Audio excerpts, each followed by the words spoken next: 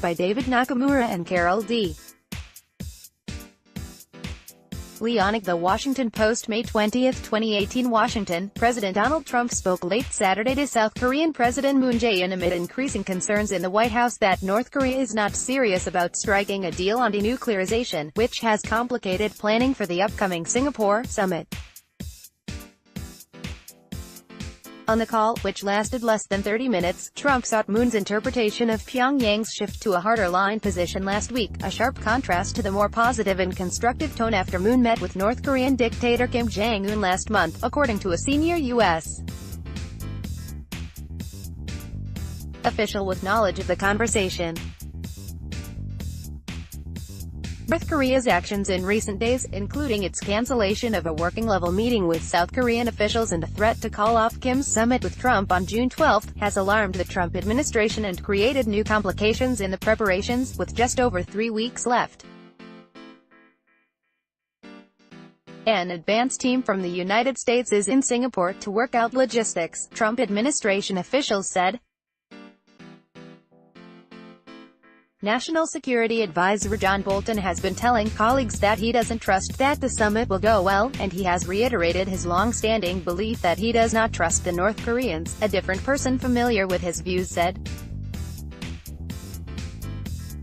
Get This Week in Politics in your inbox, a weekly recap of the top political stories from the globe, sent right to your email. Thank you for signing up. Sign up for more newsletters here. Aides emphasized that Trump remains committed to meeting with Kim and that planning is moving forward, but that time is running out to nail down an agenda and finalize several outstanding issues. The senior U.S. official said Pyongyang appears to be trying to extract more concessions from the United States before the summit, or to be building a narrative to blame Trump if things go poorly in Singapore or to pull out of the summit entirely. People need to get real here after the euphoria of the peace summit between Moon and Kim, said the U.S. official, who spoke on the condition of anonymity to discuss private deliberations. The official said the North Koreans have already failed to abide by some of their commitments in the Panmunjom agreement that was signed at the Inter-Korea summit. They're hedging, creating a sub-narrative, the U.S. official said. They're not backing out yet. Neither is the president. It doesn't look like they want to denuclearize at all, the official added. It's true there's more coordination that needs to be done that hasn't been done.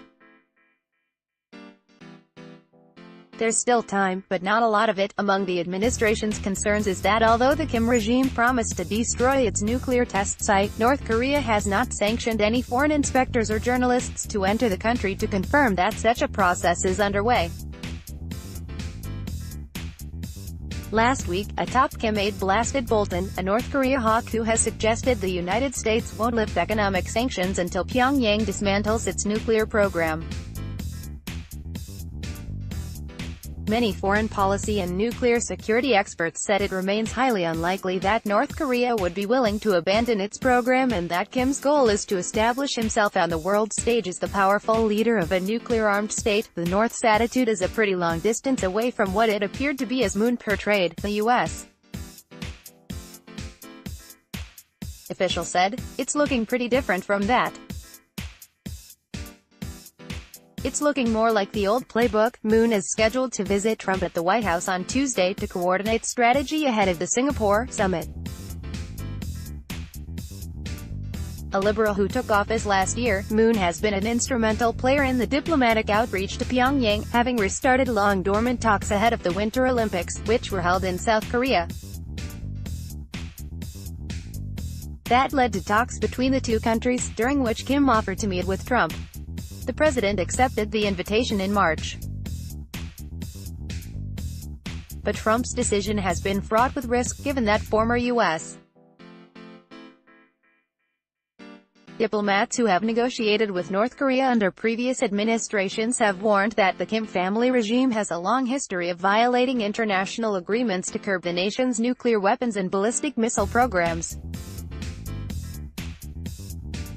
Trump administration officials said they believe Kim, after the remarkable images of him holding hands with Moon at the Inter-Korea summit in late April, has shifted back to a harder-line position.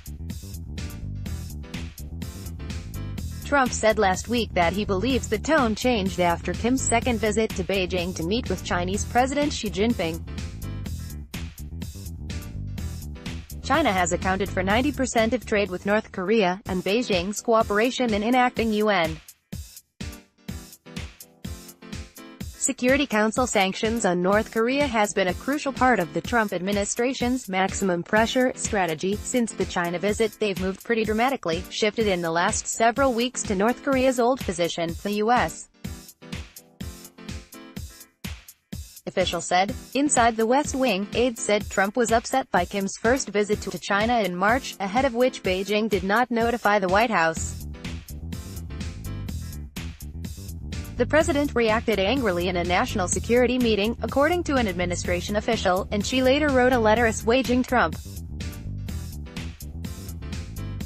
Trump's concerns over China's influence in the summit with Kim were reflected in the president's tweet last week, in which he declared that his administration was looking at ways of potentially assisting ZTE, a Chinese phone maker that was struggling in the wake of U.S.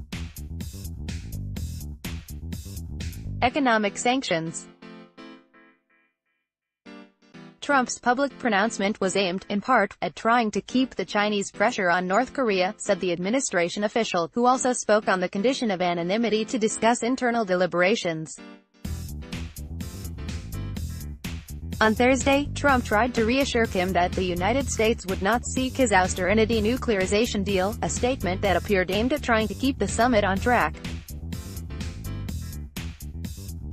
But Trump also warned that if no deal was made, North Korea could suffer the same fate as Libya, whose dictator, Muammar Gaddafi, was overthrown and killed in 2011 after that nation relinquished its nuclear program amid international pressure 8 years earlier.